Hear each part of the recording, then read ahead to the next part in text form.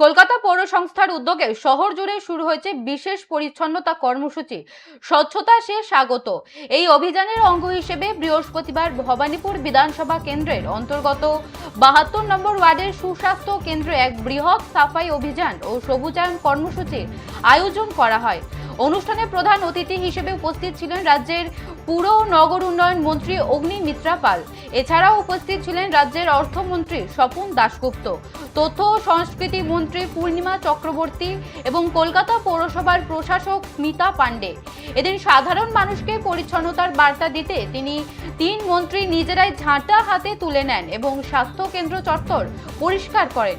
পুরমন্ত্রী জানান, জনস্বাস্থ্য কেন্দ্রগুলিকে পরিচ্ছন্ন রাখা সবার নাগরিক কর্তব্য। সাফাই অভিযানের পাশাপাশি পরিবেশের ভারসাম্য রক্ষায় স্বাস্থ্য কেন্দ্র সংলগ্ন পার্কে মন্ত্রীরা ও পুর প্রশাসক মিলে বেশ কিছু চারাগাছ রোপণ করেন। পুরসভার পক্ষ থেকে জানানো হয়েছে, আগামী দিনে কলকাতার অন্যান্য ওয়ার্ডেও এই পরিচ্ছন্নতা অভিযান চালানো হবে।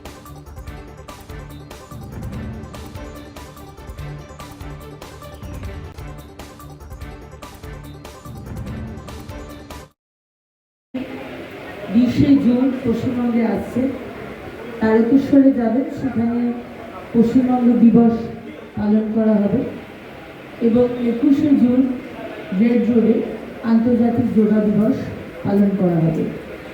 এবং মাননীয় প্রধানমন্ত্রী যে আসছেন পশ্চিমবঙ্গে, সেই উপলক্ষে 5 দিন 15 তারিখ থেকে 20 তারিখ আমরা একটি বিশাল স্বচ্ছতা অভিযান আমরা সারা বাংলা জুড়ে নিয়েছি। স্বচ্ছতা সে স্বাগত ট্যাগলাইন। এবং এই স্বচ্ছতা শুধু 5 দিনের জন্য নয়, এই স্বচ্ছতা এবং যোগ আমাদের জীবনে প্রতিদিনের রুটিনের মধ্যে ঢুকিয়ে দিতে হবে।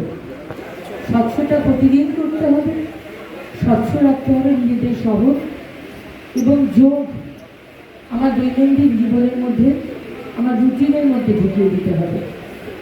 সেই কারণে আজকে আমরা ভবানীপুর মহানায়ক উত্তম কুমার মঞ্চ এবং লেডিস ক্লাব হিসেবেও এই জায়গাটি পরিচিত।